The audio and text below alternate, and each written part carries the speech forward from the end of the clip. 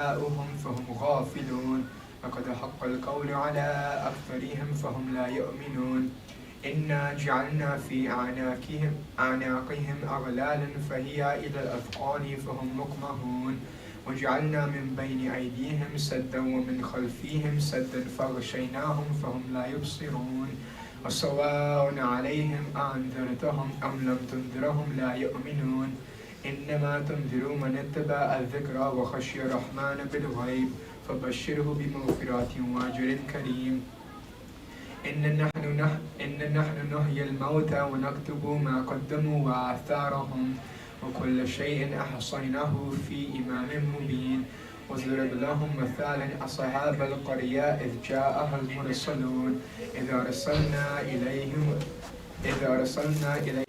اثنين فكذبوهما فعززنا بثالث فقالوا إنا إليكم مرسلون قالوا ما أنتم إلا بشر مثلنا وما أنزل الرحمن من شيء إن أنتم إلا تكذبون قالوا ربنا يعلم إنا إليكم لمرسلون وما علينا إلا البلاغ المبين قالوا إنا تطيرنا بكم لئن لم تنتهوا لنرجمنكم وليمسنكم منا عذاب أليم قالوا طائركم معكم أئن ذكرتم بل أنتم قوم مسرفون وجاء من أقصى المدينة رجل يسعى قال يا قوم اتبعوا المرسلين اتبعوا من لا يسألوكم أجرا وهم مهتدون وما لي لا أعبد الذي فطرني وإليه ترجعون أتخذ من دونه آلهة إن يردني الرحمن بضر لا تغني عني شفاعتهم شيئا ولا ينقذون إني إذا لا في ضلال مبين إني آمنت بربكم فاسمعون قيل ادخل الجنة قال يا ليت قومي يعلمون بما غفر لي ربي وجعلني من المكرمين وما أنزلنا على قومه من بعده من جند من السماء وما كنا منزلين إن كانت إلا صيحة واحدة فإذا هم خامدون يا حسرة على العباد ما يأتيهم من رسول إلا كانوا به يستهزئون ألم يروا كم أهلكنا قبلهم من القرون أنهم إليهم لا يرجعون وإن كل لما جميع لدينا محضرون وآية لهم الأرض الميتة أحييناها وأخرجنا منها حبا فمنه يأكلون صلوات اللهم صل على محمد اللهم صل على محمد اللهم صل على محمد. بسم الله الرحمن الرحيم. عن جابر بن عبد الله الأنصاري عن فاطمة الزهراء عليه السلام بنت رسول الله صلى الله عليه وآله وسلم قال سمعت فاطمة أنها قالت دخل علي برسول الله في بعض الأيام فقال السلام عليك يا فاطمة فقلت عليك السلام قال إني أجد في بدني ضعفا فقلت له أعوذك بالله يا أبتا من الضعف فقال يا فاطمة إني بالكساء اليماني فغطيني فأتيت بالكساء اليماني فغطيته به وصرت أنظر إليه وإذا وجهه يتلعلع كأنه البدر في ليلة تمامه وكماله فما كانت إلا ساعة وإذا الولد الحسن قد أقبل وقال السلام عليك يا أمّا فقلت وعليك السلام يا قرة عيني وثمرة فؤادي فقال يا أماه إني أشم عندك ربهم فقال يا أماه إني أشم عندك رائحة طيبة كأنها رائحة جد رسول الله فقلت نعم إن جدك تحت الكساء فأقبل الحسن نحو الكساء وقال السلام عليك يا جداه يا رسول الله أتأذن لي أن أدخل معك تحت الكساء قال وعليك السلام ولدي ويا صاحب هودي قد أذنت لك فدخل معه تحت الكساء فما كانت إلا ساعة وإذا بولد الحسين عليهم قد أقبل وقال: السلام عليك يا أمة. فقلت: وعليك السلام يا ولدي ويا قرة عيني وثمرة فؤادي. فقال لي: يا أمة، إني أشم عندك رائحة طيبة كأنها رائحة جد رسول الله. فقلت: نعم، إن جدك وأخاك تحت الكساء. فدن الحسين نحو الكساء وقال: السلام عليك يا جد. السلام عليك يا من اختاره الله. أتأذن لي أن أكون معكم تحت الكساء؟ قال: وعليك السلام يا ولدي ويا شافع أمتي، قد أذنت لك. فدخل معهما تحت الكساء. فأقبل عند ذلك أبو الحسن علي بن أبي طالب وقال: السلام عليك يا بنت رسول الله. فقلت: وعليك السلام يا أبا الحسن ويا أمير المؤمنين. فقال: يا فاطمة، إني أشم عندك رائحة طيبة كأنها رائحة أخي يعني رسول الله. فقلت: نعم، ها هو مع ولديك تحت الكساء. فأقبل علي نحو الكساء وقلت: السلام عليك يا رسول الله. أتأذن لي أن أكون معكم تحت الكساء؟ قال: وعليك السلام يا أخي ويا وسي وخليفتي وصاحب لوئي، قد أذنت لك. فدخل علي تحت الكساء. ثم أتيت نحو الكساء وقلت: السلام عليك يا أبتا يا رسول الله، أتأذن لي أن أكون معكم تحت الكساء؟ قال: وعليك السلام يا بنتي ويا بضاعتي، قد أذنت لك. فدخل تحت الكساء. فلما اكتملنا جميعا تحت الكساء أخذ أبي رسول الله بطرفي الكساء وهميا بيده يمنى إلى السماء وقال: اللهم إن هؤلاء أهل بيتي وخاصتي وهامتي، لحمهم لحمي ودمهم دمي، يؤلمني ما يؤلمهم ويحزنني ما يحزنهم. أنا حرب لمن حاربهم وسلم لمن سالمهم وعدو لمن آذاهم وحب لمن أحبهم. إنهم مني وأنا منهم.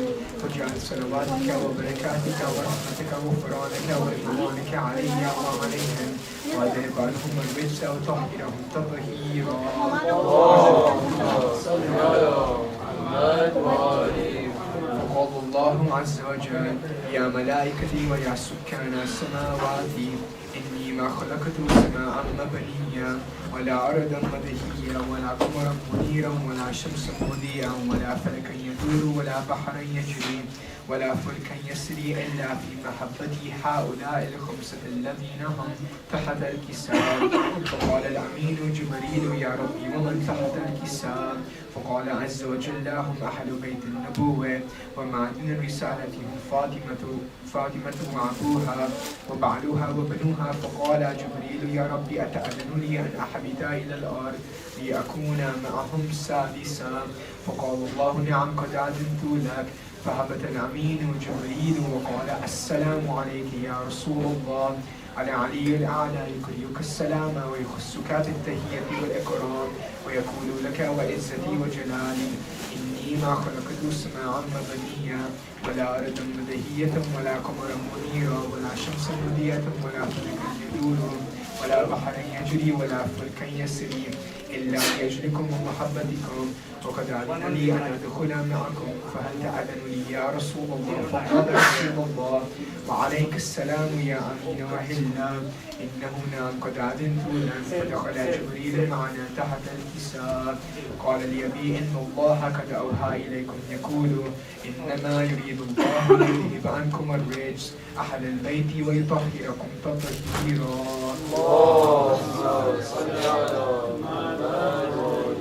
فقال علي لأبي: يا رسول الله، أخبرني ما لجلوسنا هذا تحت الكساء من الفضل عند الله.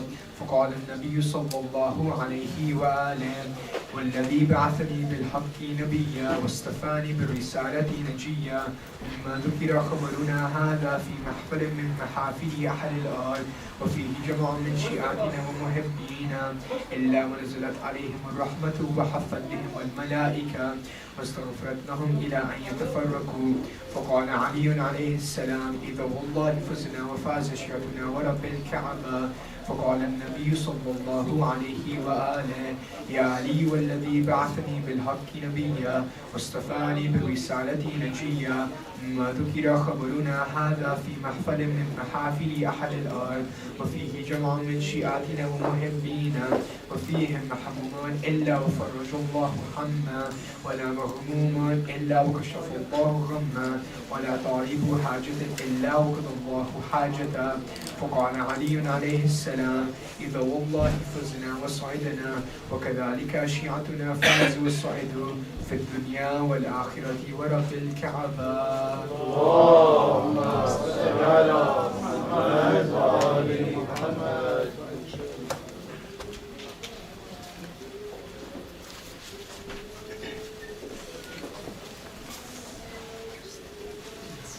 محمد وآل محمد صلوات. اللهم صل على محمد وآل محمد. سورہ مبارک الفاتحہ.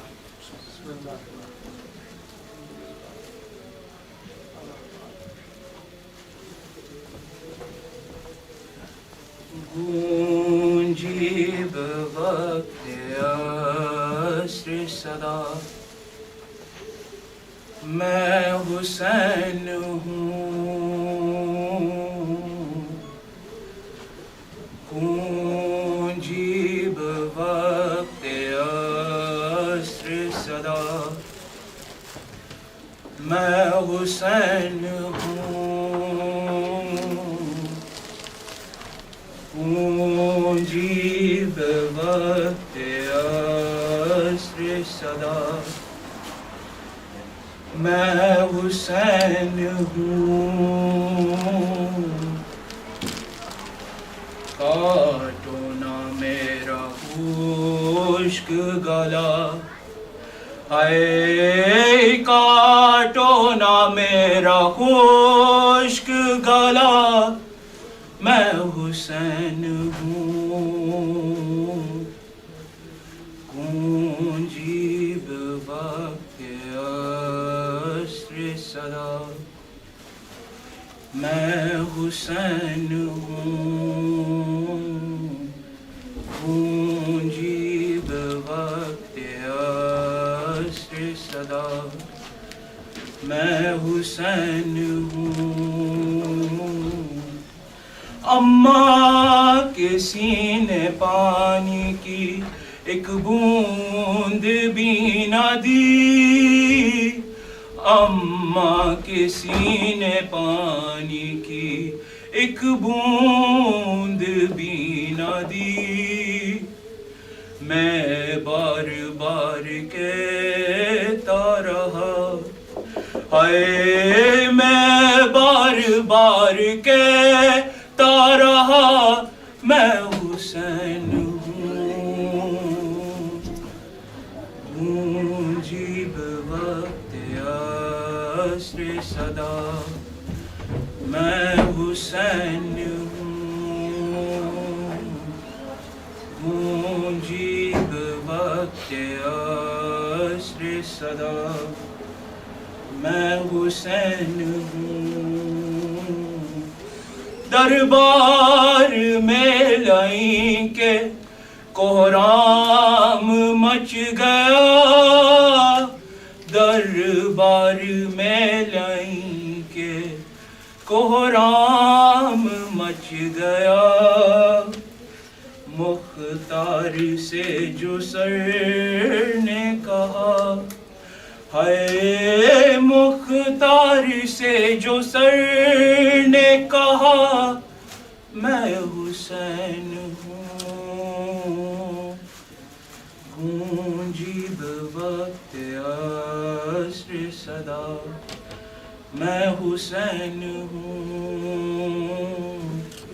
گونجی بوقت عصر صدا میں حسین ہوں. زانو پہ رکھ کے سر کو کہا ایک ضعیف نے. زانو پہ رکھ کے سر کو کہا ایک ضعیف نے. اکبر کہاں ہے جلد بتا، اے اکبر کہاں ہے جلد بتا، میں حسین ہوں گونجی بوقت عصر صدا، میں حسین ہوں گونجی بوقت عصر صدا، میں حسین ہوں۔ محسوس ہو رہا ہے مقتل سے آج بھی، محسوس ہو رہا ہے مقتل سے آج بھی، آواز آ رہی ہے رضا، ہائے آواز آ رہی ہے رضا، میں حسین ہوں گونجی بوقت عصر صدا، میں حسین ہوں گونجی بوقت عصر صدا، میں حسین ہوں۔ کاٹو نہ میرا خشک گلا، ہائے کاٹو نہ میرا خشک گلا، میں حسین ہوں گونجی بوقت عصر صدا، میں حسین ہوں گونجی بوقت عصر صدا، میں حسین ہوں۔ اور محمد والے محمد صلی اللہ علیہ وسلم، اللہم صلی علی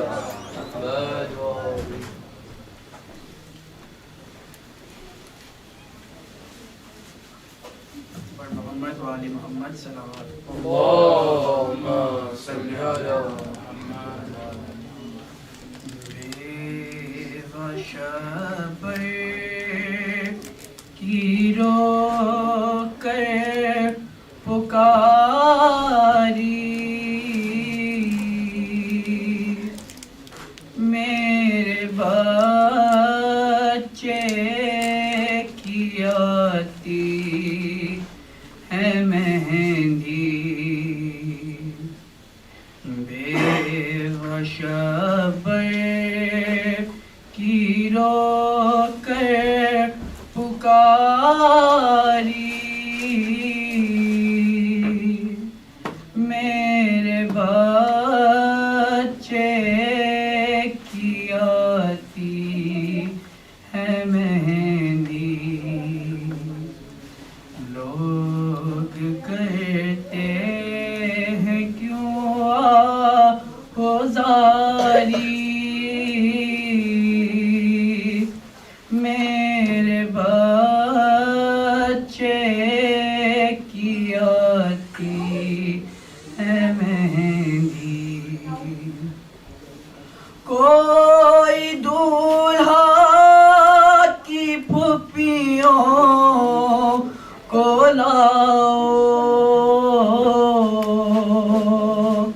ان کی چھوٹی چچی کو بلاؤ، کوئی دولہا کی پھپھیوں کو لاؤ،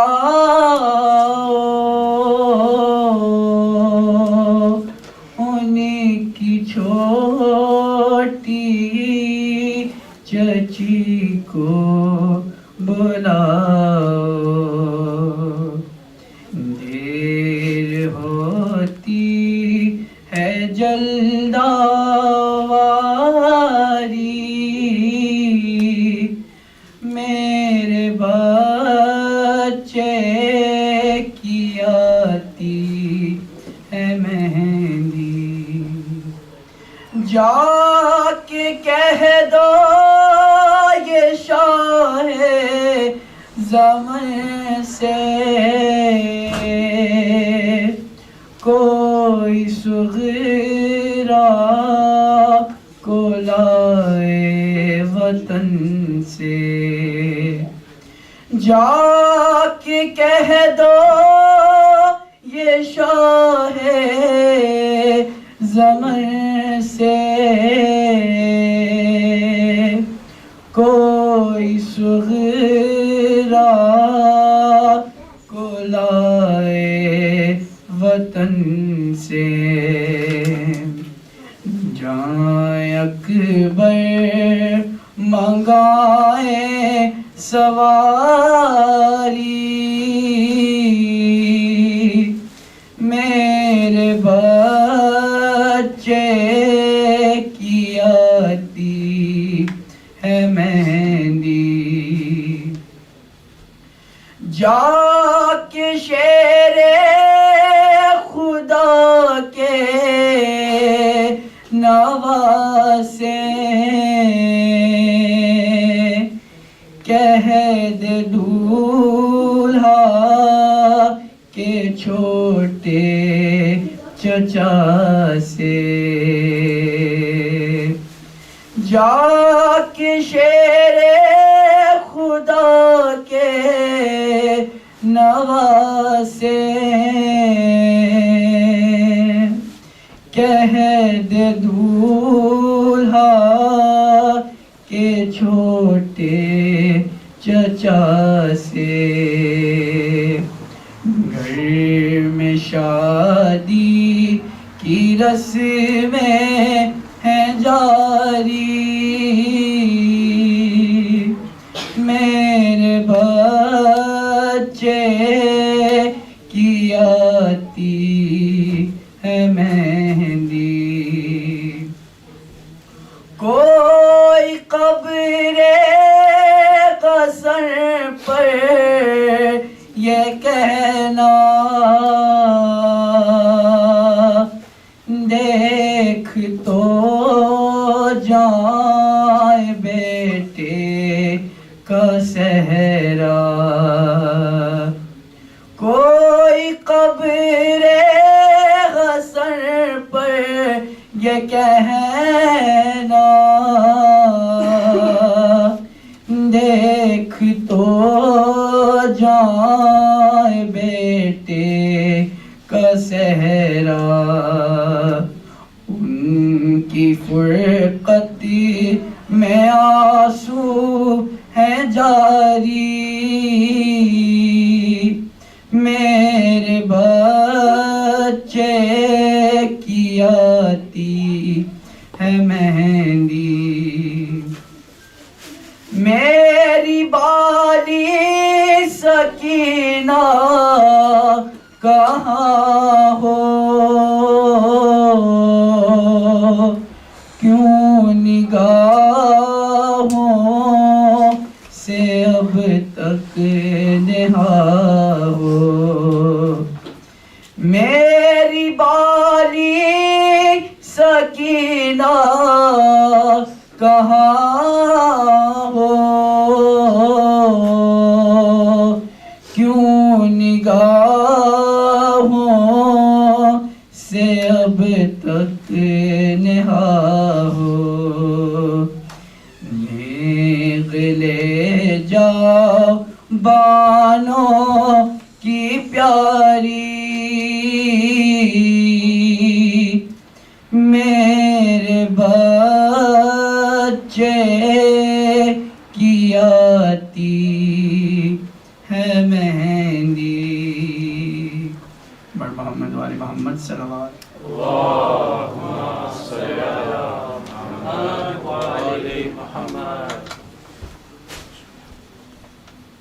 محمد والے محمد صلی اللہ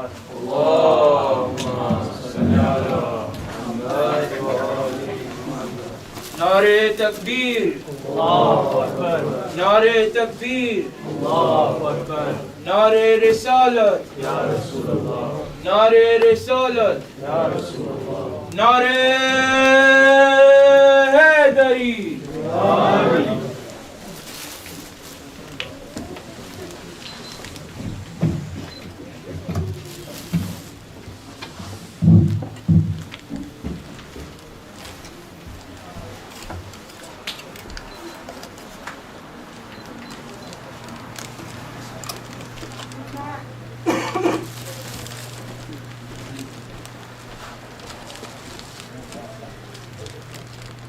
أعوذ بالله من الشيطان الرجيم بسم الله الرحمن الرحيم الحمد لله الذي لا يبلغ مدحته القائلون ولا يحصي نعماه العادون ولا يؤدي حقه المجتهدون ثم الصلاة والسلام على أشرف الأنبياء والمرسلين وخاتم النبيين سيدنا وحبيب قلوبنا وطبيب نفوسنا أبي القاسم محمد اللهم صل على محمد وآله وعلى آل بيته الطيبين الطاهرين المعصومين المظلومين واللعن الدائم على أعدائهم أجمعين من الآن إلى قيام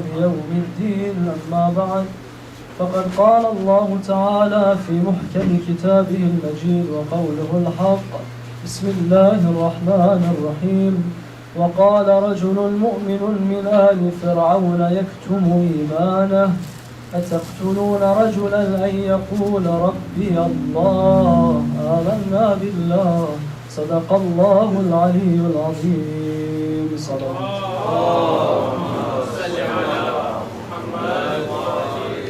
Respected sisters, dearest brothers in Iman, Assalamu alaikum wa rahmatullahi wa barakatuh. In the riwayat, our Aimma alayhim salam are reported to have said that Taqiyyatu dini wa dinu abai. Taqiyya is my religion and the religion of my forefathers. Without a doubt, Taqiyya is a part of our creed as the Shia. Furthermore, Taqiyya is an intellectual principle that's accepted by all Muslims and furthermore by all human beings as well. Taqiyya, however, has had different misinterpretations and mischaracterizations, and therefore we have people that deny it altogether and say, no, we don't have taqiyya in Islam. Taqiyya is not permissible. Some might say taqiyya is not permissible ever. Others will say this person is practicing taqiyya, and they'll respond and say that this person is condemnable. What he's doing is reprehensible. He's afraid. Why is he doing such a thing? We don't have taqiyya. And so while we know that taqiyya is from our creed, it seems that the issue is the interpretation of the word. So tonight, we have a series of questions that we want to answer. Number one, what is the wrong meaning of taqiyya? Taqiyya has been interpreted by many people. What are some of the wrong definitions that we've been given? Number two, what is the correct meaning of taqiyya? How is it that taqiyya is actually supposed to be defined when we look at the Quran and the Ahlul Bayt? Number three, do we actually have any examples from the Quran of taqiyya being practiced? Number four, do we have any examples from the seerah of the Ahlul Bayt where they can show us what taqiyya is and how it's correctly supposed to be practiced? And number five, if we do end up accepting that taqiyya is our policy, then how is it that we are meant to practice it today in the place that we are currently living in? But before that, sallu ala Muhammad wa ali Muhammad.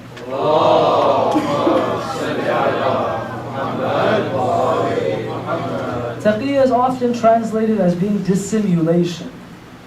So dissimulation, while it may not be the most accurate definition, what it means is that you make something dissimilar to something else. And therefore, one of the wrong meanings that some people have given taqiyya is that the Ahl Tasannun will come and say that you Shia lie, and that taqiyya means lying.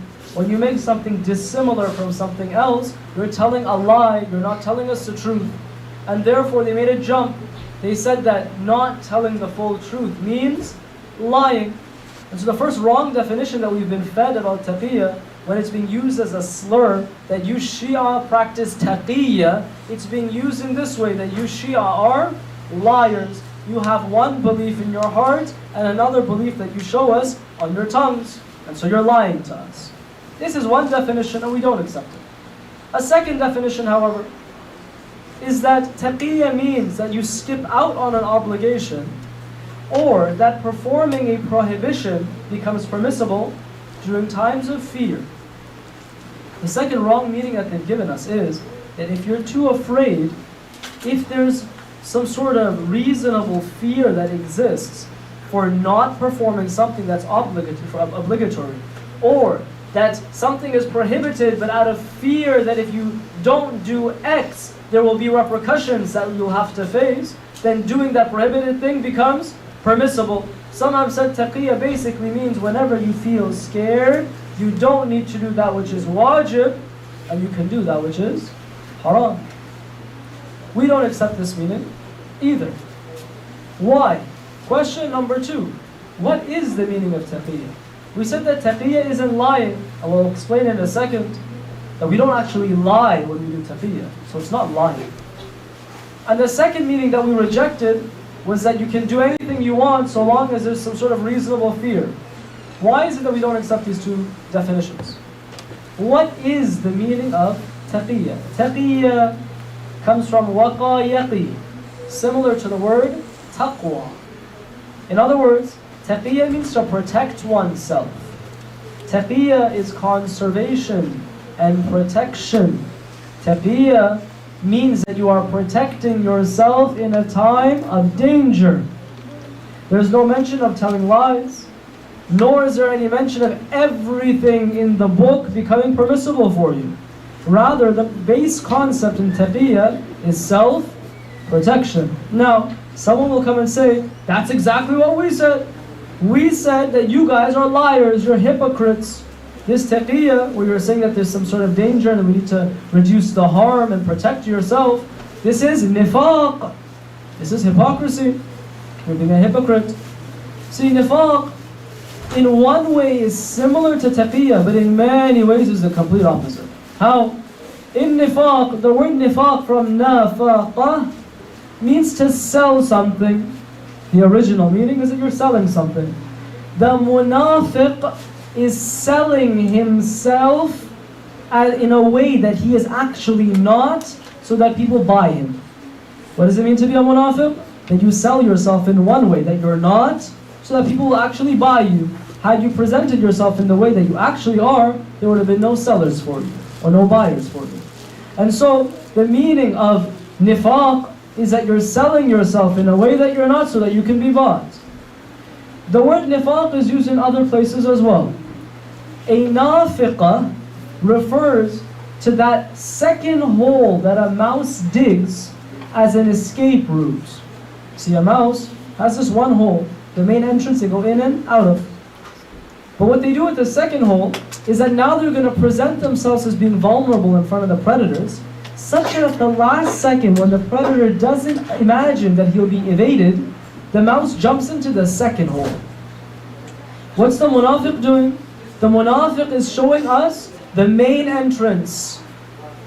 But then when it suits him, he jumps into the escape hole and he gets away. He shows you that he's a believer. He's showing you belief, when in reality, when he's away from you guys and he's chilling with the disbelievers, his true colors come out. He jumps through that escape hole and he saves himself. So the munafiq is promoting himself in front of you and then shows his true colors when you're not around. Taqiyya is the complete opposite. You're not promoting yourself to sell yourself. Taqiyya is conserving yourself, protecting yourself from danger in times where it's not the time to take on the risks and the threats. So taqiyya is not nifaq, and taqiyya is not lying. Taqiyya does not simply mean that if you're scared you can do anything. What is taqiyya then? Taqiyya means that you are reducing harm in places of danger so that you can still achieve your objectives and goals. The mission is the same. The jihad is the same. The goal is the same. However, because there's some threat and danger that exists in front of you, instead of turning around and going home, deciding I'm not going to take on the mission today, I find another path to get to my summit. Some people imagine when they interpret taqiyya to be the get out of jail free card whenever you're scared, they take it to mean that other way, where you see a robber or a bandit in the middle of your path. You're trying to get to the summit of the mountain, and you find that there's a robber in front of you. or there's a robber further down the path. They'll imagine that when I'm scared of the robber, I just gotta turn around, go home, and not go to the summons. Taqiyya means something completely opposite. It means if the robber is standing here, I'm gonna find another path where there is no robber so I can get to the top.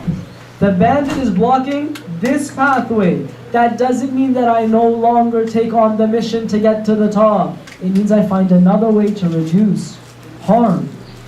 A good example could be when there are no enemies in front of you, you're kind of crouched a little bit, but then you're moving forward with your weapon ready, pointed forwards, and you're going forward very quickly.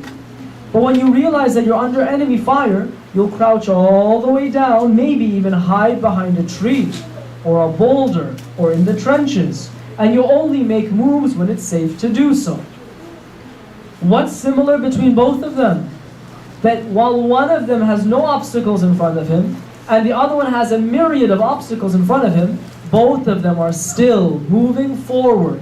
In other words, taqiyya is not inaction. Taqiyya is action. Taqiyya is something active, where I'm moving forward and attacking my enemy, and the jihad continues. I'm still the mujahid, but just in a way where I'm getting the blows less. The bullets hit me less. I've reduced harm. Someone who isn't actually moving forward cannot say, we're practicing taqiyya. Taqiyya doesn't mean that we're not doing anything. Taqiyya means we're doing something in a different way. Had we had no obstacles, we would have been very open about everything. Now that we have obstacles, we're doing the same thing. Different methodology. Question number 3. Do we have this in the Quran? Do you have examples of taqiyya that Allah subhanahu wa ta'ala shows us in the Quran? We have plenty. We'll name a few. Number 1, the ayah that we read in the khutbah.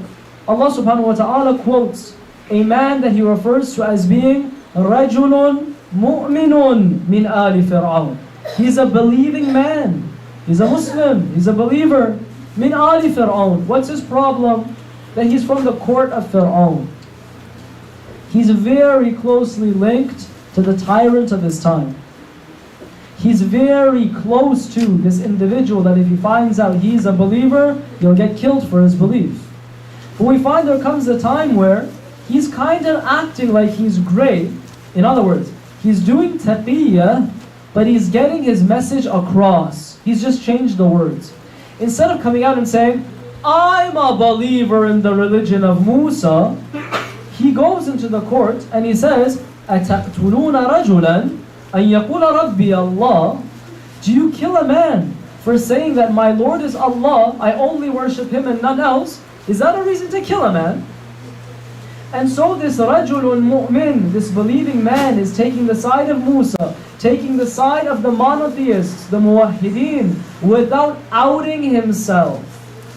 So by reducing the harm that he could have taken on from Fir'aun, he still gets his job done and reaches his objectives. Another example, when the ashab of the cave, ashabul kahf, when they wake up and they decide to send a man into the city, they say, look, if the people find out who you are, they're going to kill you. So they tell the man who's going into the city, conceal your identity.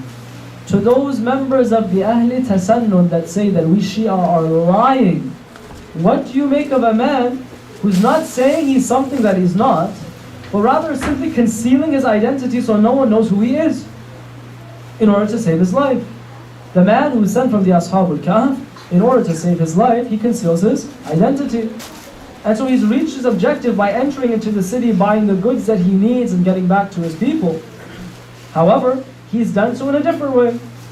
Salam, brother, who are you? He's not going to say, I'm one of the members of the Ashabul Kahf that was running away from the tyrant, most wanted in the city. So he concealed his identity.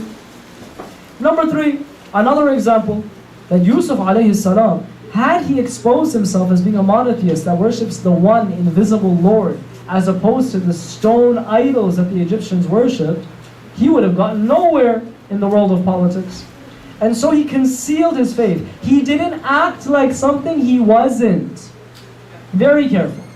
Someone says, in order to get high up in politics, I gotta go to the rainbow parades, even though my religion says that it's haram. In order to get up in politics, I gotta hug the women as well, even though my religion says that it's haram.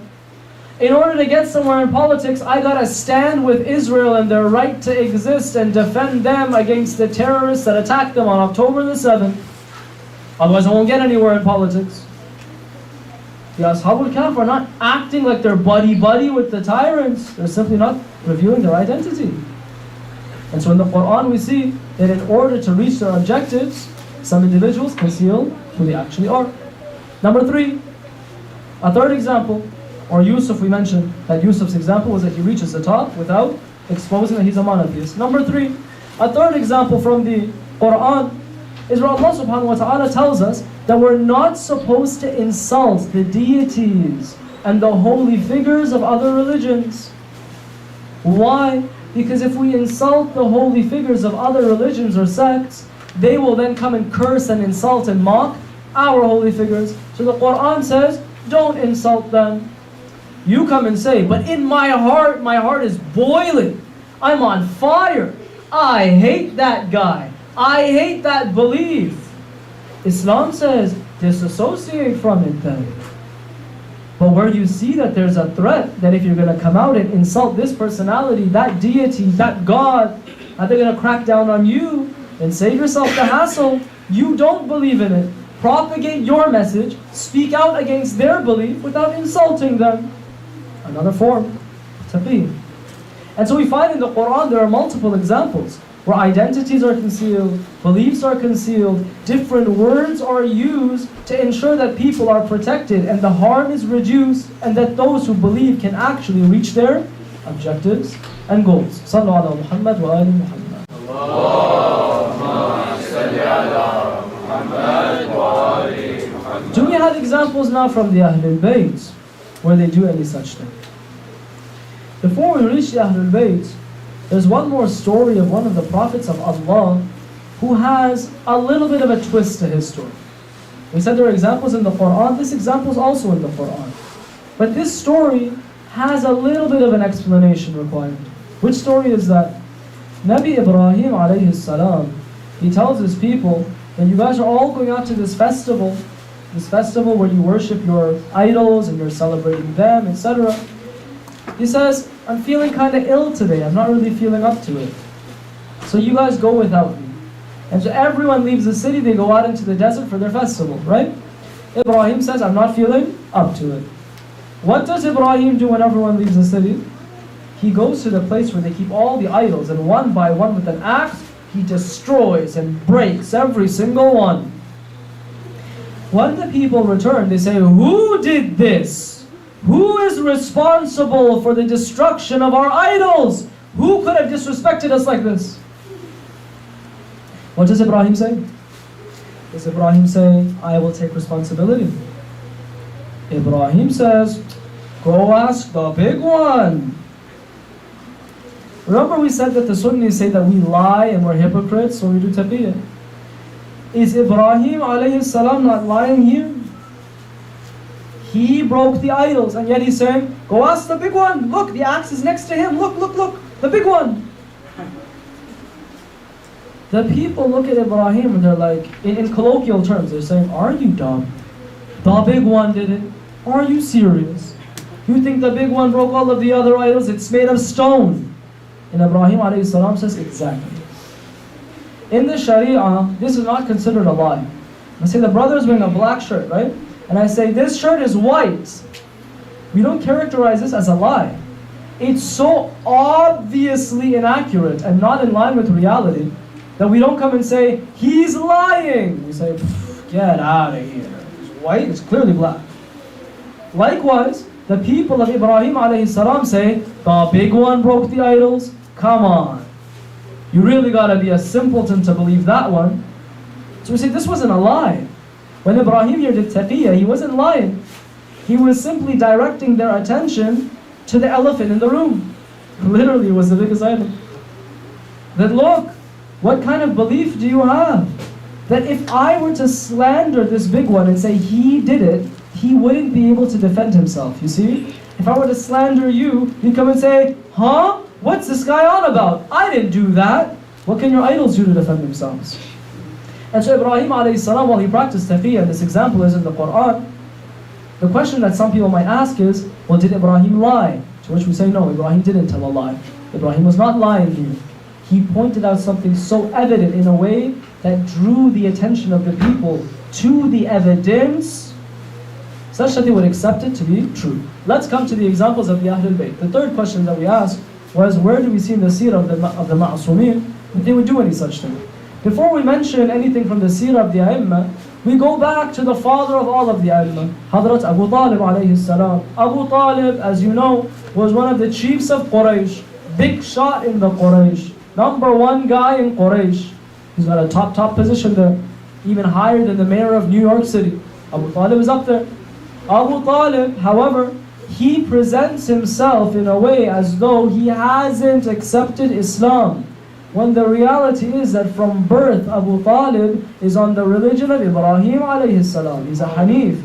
Abu Talib, we believe, not for a day in his life ever bowed down in front of an idol. He always believed in the oneness of the one creator, Allah.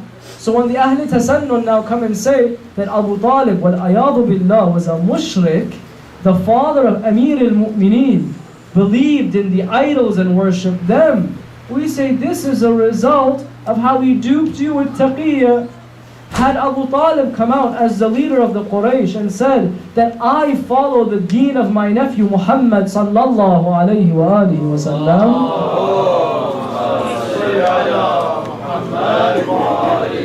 his influence would have been reduced. And so in order to reach his objective, instead of openly saying that I am a Muslim, he kept his faith concealed. So the first example we give is that Abu Talib alayhi salam didn't say, oh well, looks like the rest of society is worshipping idols, I guess I will too. He continued worshipping Allah in a different way. Another example, very similar to Hadrat Abu Talib, is the example of Ali bin Yaqtin. Ali bin Yaqtin, he has two stories that I want to tell you. The first story is that when Ali bin Yaqtin is sent to work for the Mal'oon Caliph of the Bani al-Abbas, the Imam alayhi salam tells Ali bin Yaqtin, when you want to perform your salah, do your wudu like them and pray like them. In our ahkam, in our fiqh, we believe folding the arms in salah breaks your prayer. Reciting Ameen after Surah Al-Fatiha breaks your prayer.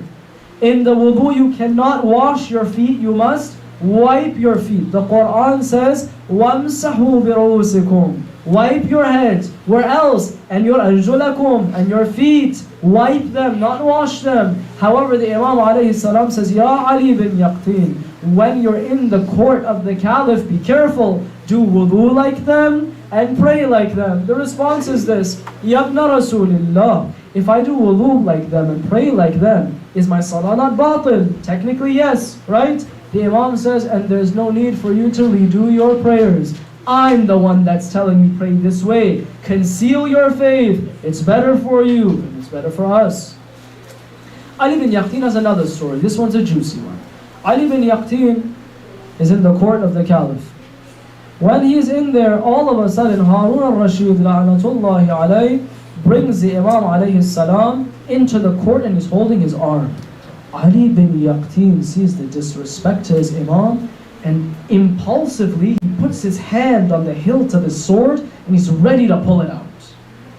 The Imam saw this, the Caliph saw this. Ali calmed himself down and he didn't pull out his sword, he didn't do anything. But now the Caliph is about to grow suspicious. Because why is it that when I brought this man in, all of a sudden you got really angry? Your complexion changed, you're about to grab your sword and do something. What was... So he goes to Ali bin Yaqtin the next day and he says, What happened yesterday? Something was triggered inside of you. Why is it that you were about to grab your sword and it looked like you were getting red in the face? Ali bin Yaqtin is clever. This is taqiyya. Where he says, Oh Amir, when I saw you bring that muqassir into the court, that rebel, I got so angry. I had a feeling you were going to command me to kill him. So I was ready to execute your order. I was just getting ready for you. Caliph goes, bravo, bravo. You're ready before I even give you the order. Very good. That fool Harun never knew that Ali bin Yaqtin is one of the staunchest, most ardent lovers of Muhammad, and all Muhammad living under his nose. Another example. You know who else worked for the Ahlul Bayt besides the Shia? The jinn. The jinn worked for the Ahlul Bayt. A man was leaving the presence of the Imam alayhi salam when he was in Medina, and he says, "Oh Imam, do you need anything from me?" "No, Bismillah, go ahead, you're dismissed." He says, "Imam, I'm leaving, should I take anything for you?" He says, "No, there's nothing you need to take." He's like, "Imam, I'm leaving, I'm going on this trip, I can do you a favor, you don't need anything?" He says, "No, Bismillah, go ahead, begin your journey, go on. We'll see you, fi amanillah." As the man reaches the outskirts of Medina and he's exiting the city, someone rushes and reaches the man and says, "Here, this is a letter from the Imam." We understand from the story that the person who rushed and made his way to the border of Medina very quickly was a jinn. Why? The seal was still wet. The Imam just sealed the letter. And he reaches the man and he hands him the letter. And he goes, "Yo, I asked the Imam, who are you? I asked the Imam, do I need to take anything?" He said, "No, all of a sudden you're bringing me a letter." The Imam has full knowledge. He has the knowledge of the unseen as well. You're telling me the Imam told me that there's nothing for me to take. Now you're bringing me a letter and he just sealed it. Or did the Imam forget? The response is this, that, "Oh man, the Imam was trying to save your life. Had you left his house with a letter in your hand, anyone who saw you would have realized not only are you a Shia, you're probably his representative as well. You would have been killed on the spot. Instead, the Imam waited till you left Medina and then he sent the letter to you." In fact, another example, the Aimma alayhim salam would hide their letters under oil pots. They wouldn't even reveal the letters that they had. All the things that they were collecting would be under the oil pots of their representatives. There were some silly individuals that when the Imam alayhi salam would entrust them with something, the Imam entrusted a man with this stick. It was a bit of like a hollow stick. And the Imam said, "Take care of this stick." I was like, "Okay, no problem." He said, "When you get there, give the guy this stick." He said, "Alright, no problem, it's just a stick." He got to a place where there was a donkey or a camel or something in front of him and it just wouldn't move. He's like, "Shoo! Giddy up! Go!" The animal wouldn't move. So he took the stick and he goes, "Hiya!" And he struck the animal and the stick broke. From inside the stick, all of the letters of the Imam came pouring out. And he's like, "Oh no, there are things inside this stick. I didn't know." So he collects all the things and he hurries back to the Imam. Before he can say anything to the Imam says, "Didn't I tell you be careful? I sent you as a secret messenger. Even you're not supposed to know what I have inside this stick. Just get this from A to B." Another example of taqiyya is seen here. That the Imam doesn't come out openly and say, "Here, take my letter." He even hides the letters, let alone the beliefs. Another example. The Aimma alayhim salam wouldn't even sign off their letters. Why? Had they signed off their letters and it fell into the hands of an enemy of the Ahlul Bayt, and they realized that whatever is written here is from the Imam, this would have been incriminating. That the Imam is plotting against us. Look, he has representatives that are collecting khums and zakat. Instead of giving their khums and zakat to the caliph, they're giving it to him. He has individuals who ask him fiqhi questions. They don't come to the court of the caliph and ask our scholars. They're asking him. Whoever the letter was addressed to, this is incriminating for him. That you are in direct correspondence with an individual that you consider to be your Imam. Both in terms of him being your Imam of fiqh, that he's more knowledgeable, and you refer to him with your questions. And you even take socio-political orders from him as well. He tells you to jump. You say, "Imam, tell me exactly how high, I'm your man." So the Imam wouldn't even sign his letters. And so coming full circle now, the hadith that says taqiyatu dini wa dinu abai is evident that the Aimma alayhim salam did practice taqiyya. But our last question.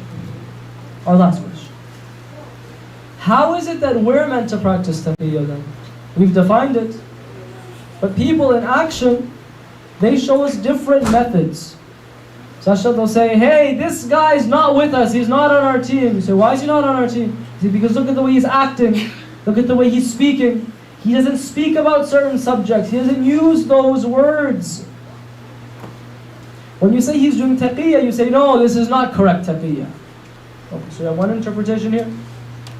Someone else acts in another way, and he's claiming that he's doing taqiyya, and everyone is referring back to the A'immah as their source.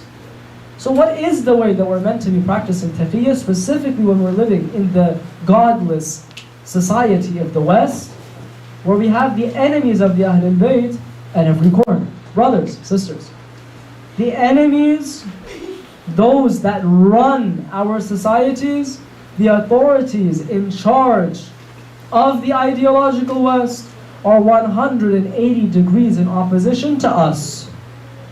Our belief and our ideology, our understanding of Imamah and Khilafah is completely against that which the West peddles and pushes. Had the enemies of the Ahlul Bayt known that the Imam is claiming to be the Imam, openly galvanizing and mobilizing supporters, immediately they would have rebelled and cracked down on the A'immah alayhimus salam. So they had to adopt a different policy and another strategy. Why? Because the Imam is completely contradicting the Caliph. It's not that the Imam is saying that we break our fast at a certain time, you break your fast at a certain time, for example. Or that we leave our hands down, you fold your hands. You pray a Taraweeh prayer and we don't. That's not the issue. One time Harun al-La'in comes to the 7th Imam alayhi salam and he says, Ya Musa ibn Ja'far, I'm willing to give Fadak back. Imam al-Qadim alayhi salam says, leave it alone, man. Forget about it. He's like, no, I'm serious. I know other people have said it before, but I'm actually going to give you the garden of Fadak back. The Imam says, listen, I'm telling you, you don't want it. He says, why? You don't want it back, the inheritance of your mother? He says, if I take Fadak back from you, I'm going to take it back from its borders. He's like, yeah, tell me, what are the borders? It's a garden. The Imam says the south border, the western border, the eastern border, the northern border. Harun realizes the Imam is saying the borders of the entire Islamic empire. Harun goes purple in the face and says, so then what's left for us? Exactly, nothing. Because that which you are ruling over is ours that you usurped. You have no right to the throne. The Imam is the real Caliph. Had the Imam come out and said that our belief is this, that only God can appoint the Caliph and the Caliph is the Ma'soom Imam of the time, immediately this person is worthy of being killed. So the Imam has to protect his belief. The last question that we had is, so how do we protect our beliefs, preserve who we are, while still moving forward, while living over here in the West? We said that taqiyya is not inaction, rather it is an action. So in taqiyya, we're actually supposed to be doing something. Brothers, sisters, if someone doesn't have real iman, he cannot conceal it. The first preliminary to even being able to do taqiyya is that you need to have genuine faith first. Otherwise it doesn't make sense to say, I'm concealing my faith. Which faith do you have? The one who has faith is able to conceal it. And so someone with weak faith or non-existent faith, he can't come and say, do you know why you don't see me at the mosque? Do you know why I don't pray? Do you know why I'm hanging out with Sally and Jennifer and Elizabeth? It's because I'm doing taqiyya. Brother, you yourself don't even have iman in the ahkam of Allah. When He's prescribed certain obligations and prohibitions, you don't even believe. Now you're coming and saying, you know why I do that which is haram and I don't do that which is wajib? I do taqiyya. The first preliminary to doing taqiyya is if you actually have iman to conceal. Now the ones who have iman, what's the strategy? Taqiyya has always been a communal and societal strategy. That we work organizationally. We work with a system. There's a systematic approach to concealing our identity, our beliefs, and our course of action, such that the enemy doesn't get onto any of us. you don't have this one guy that's sticking out. If we're not united amongst our own Shia communities over here, and because all of us are under threat, they don't care if we're Shia or Sunni, amongst all of the Muslims in our communities, if we don't have a sense of a sort of systematic relationship that exists in an organization where we have all of the loose ends accounted for, then one guy doing taqiyya in some corners are going to have much benefit. So the second aspect of the strategy of taqiyya for us in the West is that it's organizational. We have a joint leadership that we answer back to, we get the game plan from the joint leadership, and we're acting in accordance to the orders of that leadership. Sometimes that leadership looks different, meaning you have different individuals posing as leaders, and they actually are, but they answer back to the same person. But out of taqiyya, they don't tell us that. Sometimes people say that Ayatollah Sistani doesn't believe in Wilayatul Faqih. You say, oh yeah? Is that so? After the shahada of the previous leader, and after the appointment of the next leader, he writes a letter. It's on his website, it's maybe 3 lines. He congratulates and prays for the new leader in succeeding his father in his new role. New role of what? Did he declare marja'iyya? Marja'iyya is not hereditary. He is not congratulating him on becoming a marja'. That you've succeeded your father in what? In being a marja'? It doesn't work like that. You've succeeded your father in what? You're the next inheritor of the family? A marja' doesn't write a letter for that. You've succeeded him in being the wali. Someone comes and says, well, I don't follow this individual, I follow Sayyid Sistani, and Sayyid Sistani follows the wilaya too. He's not going to say it out loud in public. Read between the lines. Have some insight. We said last night, when we see these different events happening, we see that a marja has written a letter to another notable figure in the Shi'i world. Go and dissect what he's written. We saw the letter, we shared it in all the WhatsApp groups. Here he is saying, you have succeeded your father, may you have the tawfiq to continue his line. In what? In being the wali. Sometimes we do have joint leadership, but they don't make it obvious to us so that each and every individual in this line and chain doesn't get targeted. The others who don't know, the na-mahram, the na-ahl, they think that we're scattered and have different leaders. They don't realize that we have one and everyone's working together. And so for you to come and say, no, we have the same leader, he's with us. He himself didn't do it, so why are you doing it for him? This is like a simpleton that goes and says, Sayyid Sistani, when he said that the Sunnis are not our brothers, rather they're our souls, he was just doing taqiyya. What on earth are you talking about? If he was doing taqiyya, which he wasn't, if he was, why would you say that out loud? He didn't say it. Well, secondly, he wasn't doing taqiyya. On which basis are you saying that? Read between all the lines, find me between the lines where you can find any indication that it was taqiyya. Who are you to come and put words in the mouth of the marja? Number 3, when we're working in this organization, there needs to be an aspect of secrecy. If there isn't an aspect of secrecy, then it's not taqiyya. Secrecy in what though? See, sometimes we say that the A'immah alayhimus salam, the Shia used to conceal their beliefs, and therefore taqiyya today also means to conceal your beliefs. The problem is at that time, the Bani Umayyah and the Bani al-Abbas didn't understand the depths of the Shi'i creed and theology to even understand what the beliefs of the Shia were. So if the Shia were protecting their beliefs and concealing it, they were concealing something that was actually concealed. Today, you are not able to conceal your beliefs. Even if you're a Sunni, it doesn't matter to them anymore. The moment that you're labeled with the label of Islam, your beliefs are out there. So for you to come and say, we're not going to openly speak about that which we believe in, doesn't make sense. Can you imagine?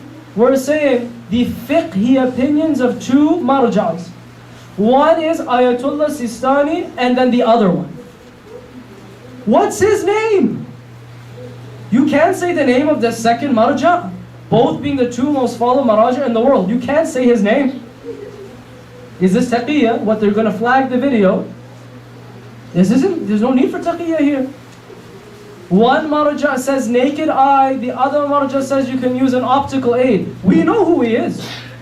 You not saying his name is not something tactical. You refrain from saying the name of a man as though they're gonna bunch you in with a terrorist entity or a sanctioned organization. This isn't taqiyya. What we're not gonna speak about jihad. The enemies of Allah used to censor us on reciting ayat of the Quran that mention the Bani Israel and jihad. Now we're doing it to ourselves. We won't recite the ayat of jihad, the ayat of regarding the Bani Israel. Soon enough they're going to come into our masajid and say, you're only allowed to have all gender bathrooms and you can't speak out against it. We're going to say, yes sir. Your belief is your belief. If you buckle down on these things that are already apparent and open, you will have nothing left. Why is it that many of our children don't know our philosophy and our understanding with regards to homosexuality? They're teaching them in schools. Don't come to me after the lecture and say, why are you speaking about these things on the minbar? They're just kids. They're learning about it in the 2nd grade. You're not going to come and tell them what our belief is as Muslims. Then who's going to do it? Shh, my son, don't say these things in public. They're going to come to the house and give you the social services. Okay, tell him not to say it in public, but let him know what it is. Let him know what our belief is. The Yahud can come and say that we oppose it. The Christians can come and say we oppose it. The Muslims can't. This is your belief, man. It's in the Quran. The Christians know about Sodom and Gomorrah. We have the ayat of Qawm Lut as well. Your beliefs you can say. Now, do you need to come out and say the entire story? No. But the fact that we have a certain belief, that much is concrete. Where is this aspect of secrecy coming in then? Where do we need to be secretive? When it comes to our course of action and our plans. Right now, what I'm saying is being recorded. There's a live stream happening right now. The things that we're saying right now are not hidden facts. They're out in the open. That which I'm saying others have said before. The Aimma practice taqiyya.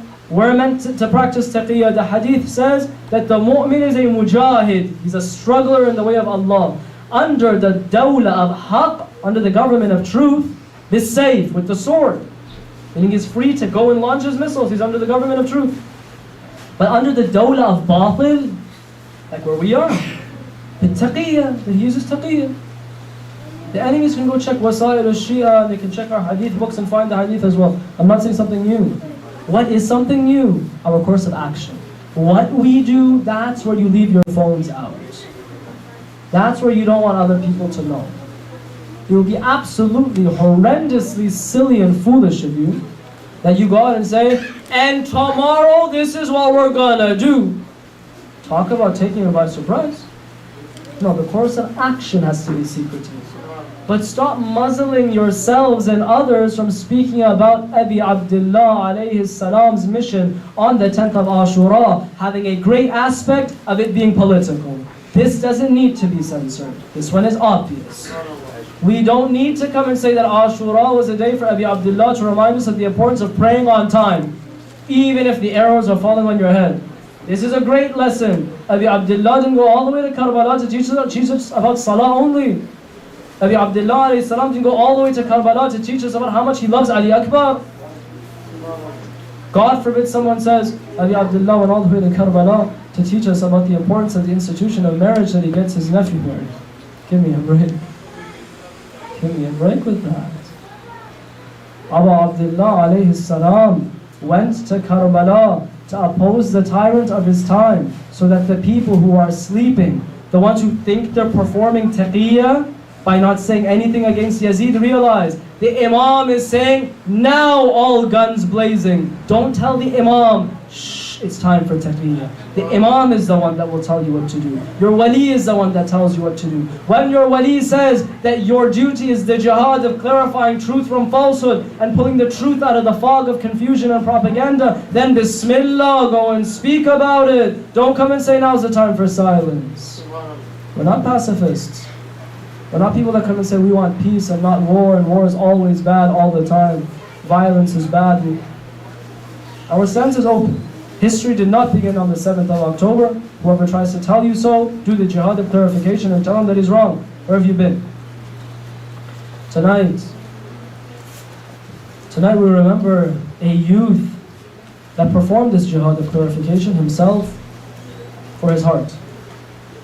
And he ensured that when the propaganda is out there and the fog of confusion is out there, that he keeps himself on the line. The news of the Shahada, Muslim ibn Aqil alayhi salam, had reached Abi Abdullah, and Abu Abdullah alayhi salam said, Inna lillah wa inna ilayhi raji'un.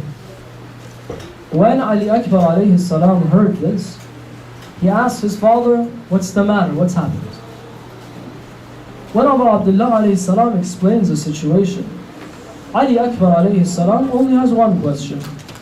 He says, look, I'm not concerned about anything else. I just need to know one thing. Clarify this for me and for my heart, so I can tell you what the course of action is going to be for myself. أَوَلَسْنَا عَلَى الْحَقِّ. Are we not on the path of truth? Of course we are, my son. Of course. Ali Akbar alayhi salam says that if we're on the path of truth, then it matters not if we go towards death or if death comes towards us. Ali Akbar alayhi salam is saying, so long as the lines of demarcation are clear, the lines of where our army lines up and where the enemy's army lines up are clear, and that we are on the side of truth and we're fighting against the side of falsehood, that jihad continues no matter what shape and form, that we're fighting the enemies of Allah at all times, sometimes with sayf, sometimes with taqiyya. All I need to know is that I'm on the right side and we're moving forward.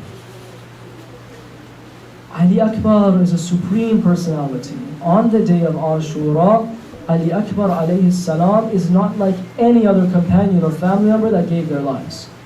How do we know this? Imam al-Sadiq and Imam al-Hadi alayhim as-salam have separate ziyarat for Ali Akbar. Meaning, when you already have said, As-salamu ala al-Hussain, wa ala Ali ibn al-Hussain, you've already sent your salam on Ali Akbar according to some of our ulama. Then the Imam comes and says, but recite a separate ziyarah for Ali Akbar on its own.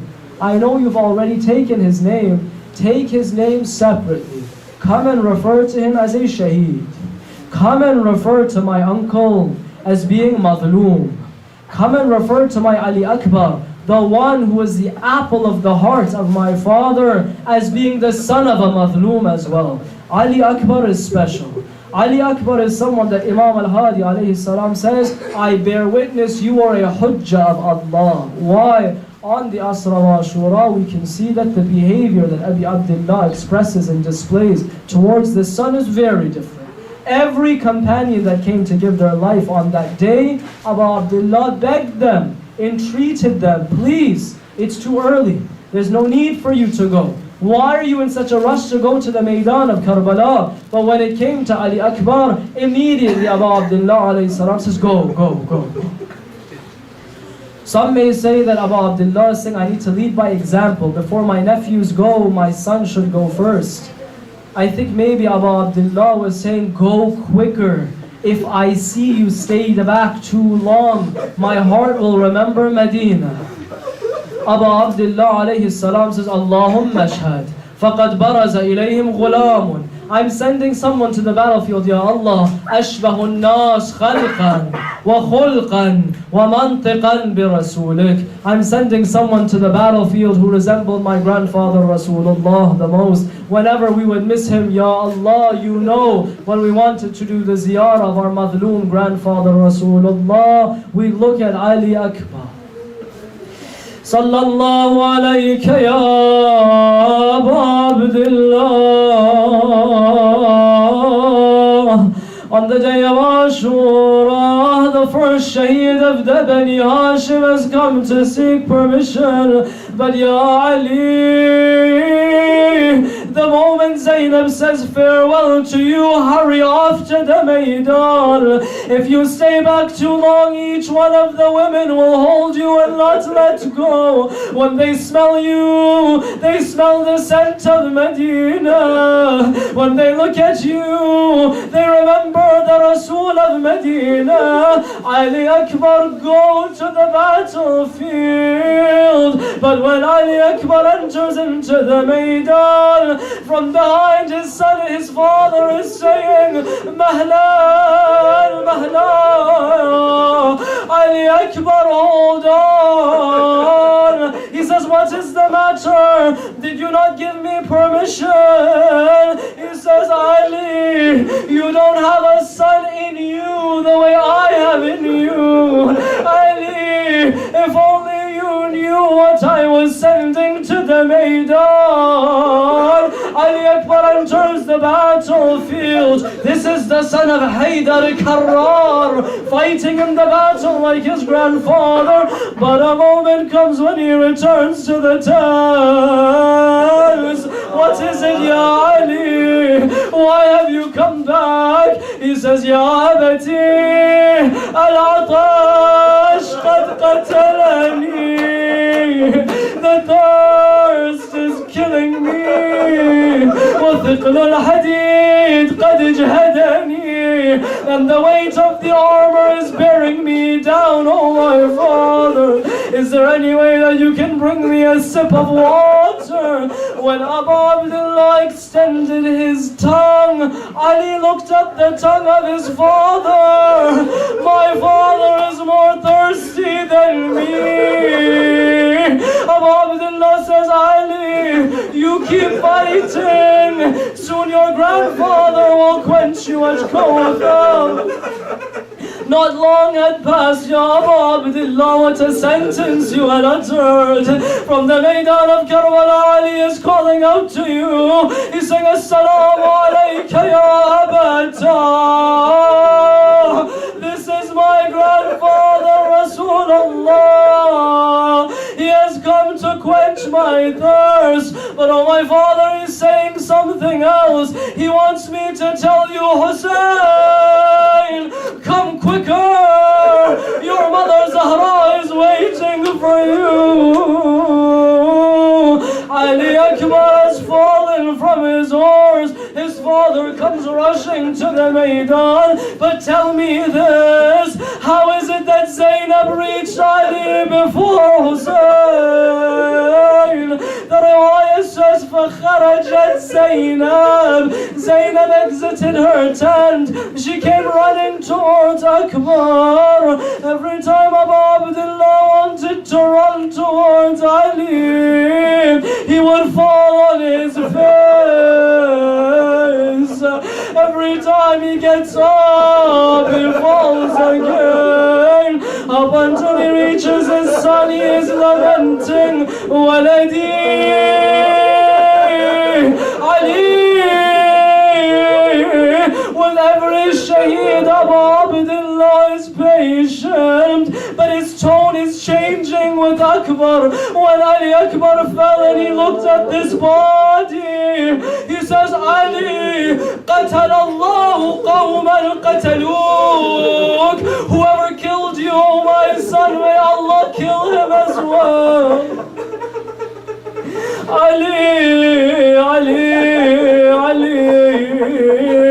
Send Zainab back to the tents. I have something to say to Ali. No one should hear what I want to say to Ali. I am a man of hope. I have come here at the commands of my Lord. But Ali, listen to this. على الدنيا بعدك العفا.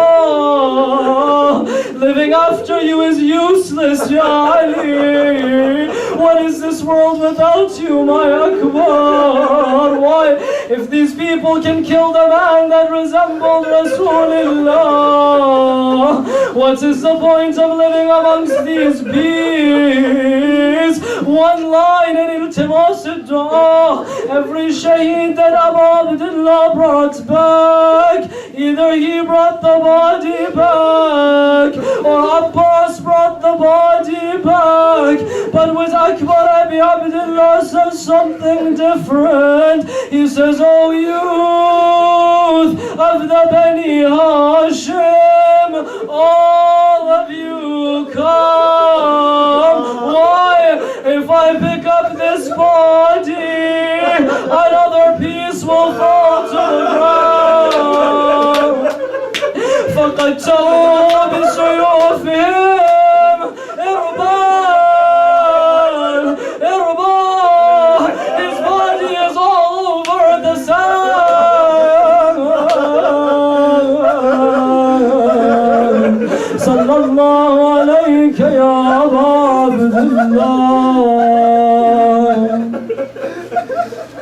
صلى الله عليكم يا أهل بيت النبوة نسألك اللهم وندعوك باسمك العظيم الأعظم by the right of the blood of Ali Akbar Ya Allah Ya Allah Ya Rahman Ya Rahim we beseech you on this night of Ali Akbar Ya Allah make all of our youth brave and courageous soldiers of the Imam of their time allow them to know when to use the sword and when to use the sword of taqiyya Ya Allah whoever is unmarried from amongst our community members marry them to the lovers of Muhammad and all Muhammad, Ya Allah.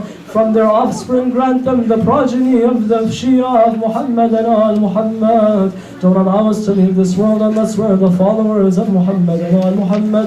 Ya Allah, protect our leader, protect our maraj, all of those who said iltimas dua by the right of Ali Akbar. Grant them their cures and grant them their hajat.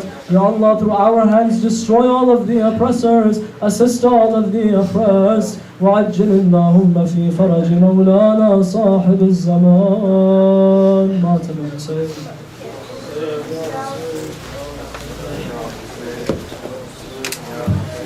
Ya Hussain, Ya Hussain, Ya Hussain, Ya Hussain, Ya Hussain, Ya Hussain, Ya Hussain, Ya Hussain, Ya Hussain, Ya Hussain, Ya Hussain, Ya Hussain, Ya Hussain. Ali Akbar, Ali Akbar, Ali, image of the Prophet, Ali, image of the Prophet, Ali, Ali Akbar, Ali, Ali Akbar, Ali, image of the Prophet, Ali, image of the Prophet, Ali, Hey Jana, oh Ali Akbar, like your grandfather told us. Hey Jana, so kind and faithful, patient and truthful and pious. Hey Jana, Hosanna Hussain, you always showed the best manners of the Prophet, Ali, manners of the Prophet, Ali, vision of the Prophet, Ali, vision of the Prophet, Ali Akbar, Ali Akbar, Ali, image of the Prophet, Ali, image of the Prophet, Ali,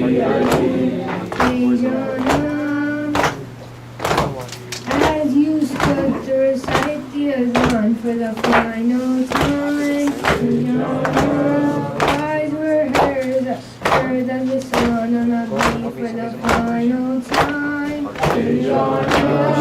Oh my son, let me say goodbye for the final time.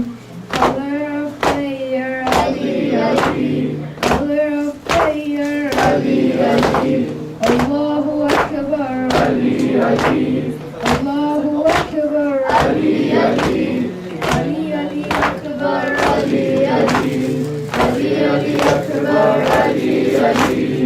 image of the Prophet, Ali, image of the Prophet, Ali. When you left, oh, step by step, your father followed. Oh, Ali Akbar, please let me see your face once more.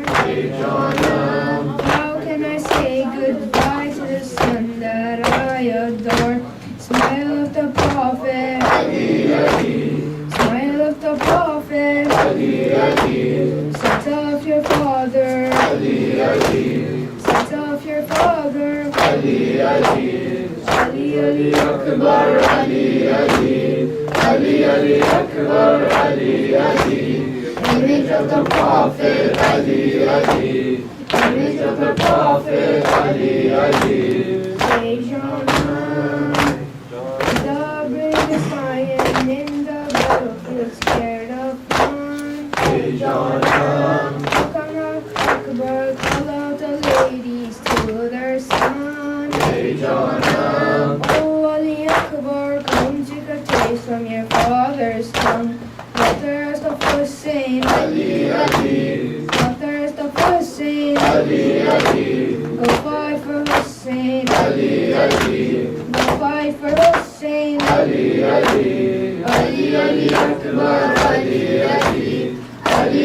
Akbar, Ali, Ali.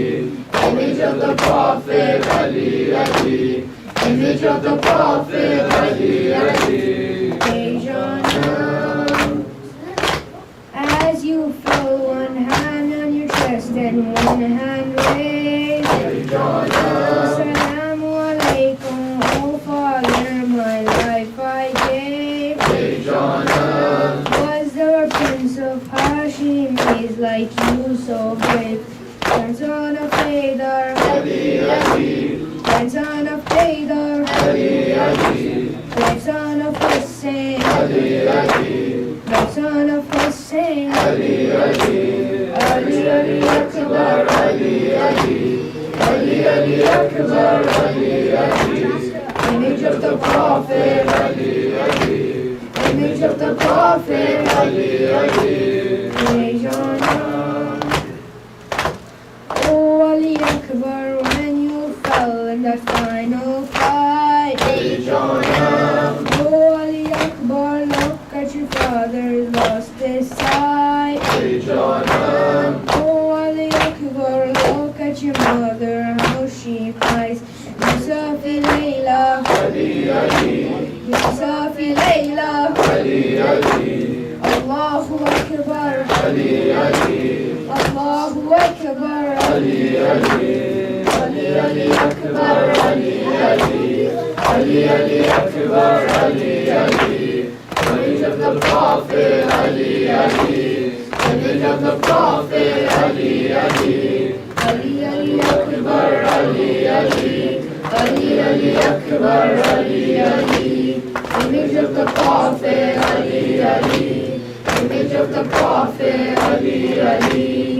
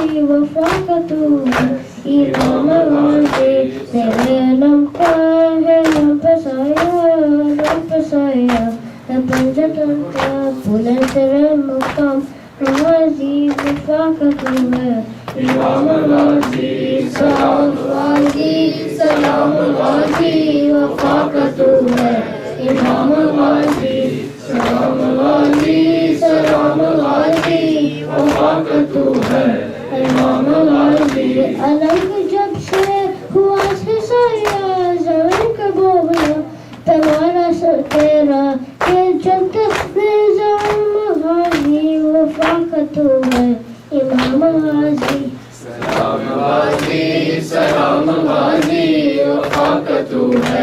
إمام الغازي سلام الغازي سلام الغازي وفاقته إمام الغازي باوفا يا باس باوفا يا باس يا باس باوفا يا باس Ya Hussein, Ya Hussein, Ya Hussein, Ya Hussein, Ya Hussein, Ya Hussein, Ya Hussein, Ya Hussein, Ya Hussein, Ya Hussein, Ya Hussein, Ya Hussein, يا أبو فاضل يا أبو فاضل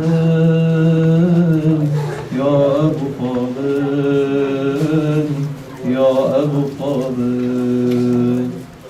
Oh Abbas, oh Abbas, how your night approaches, how watching the moonset plays with our emotions.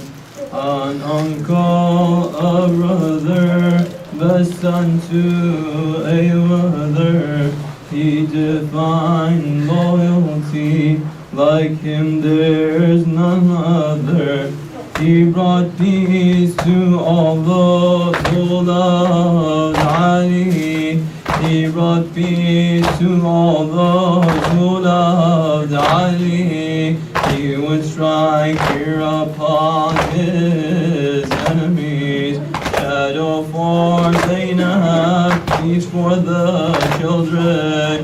Even Hussain felt safe with Abbas with him. Ya Abu Fadil, Ya Abu Fadil, Ya Abu Fadil, Ya Abu Fadil. Imagine how thirsty the children in the heat, how the evil taunt them, how on them the sun beats. Comes Lady Ruqayya, can you bring us water? How could Abbas ignore? She was like his daughter. How painful the cries of children must have been. How painful the cries of children must have been.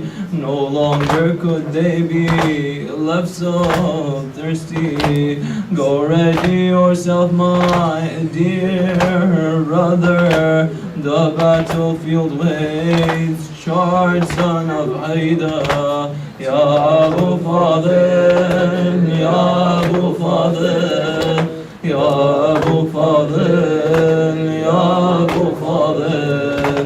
Flag bearer of Hussain, no one could have contained. He got to the river, it was to be in vain.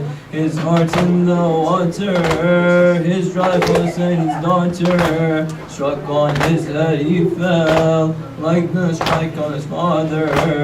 Have you ever seen water burn before? Have you ever seen water burn before? The water burned his heart, falling to the floor. When the lion fell, they took him apart. Every blow on him, a stab on Hussein's shirt. Abu Fadil, Ya Abu Fadil, Ya Abu Fadil, Ya Abu Fadil. صلوا على محمد.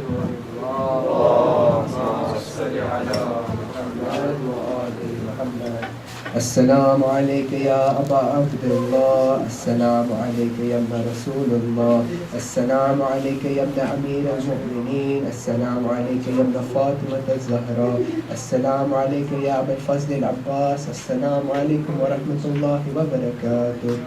السلام عليك يا غريب الغرباء، السلام عليك يا علي بن موسى رضا، السلام عليكم ورحمة الله وبركاته. السلام عليك يا صاحب العصر والزمان، السلام عليك يا إمام الإنس والجان، السلام عليك يا شريك القرآن، الأمان الأمان الأمان. السلام عليكم ورحمة الله وبركاته. اللهم صل على محمد وآل محمد.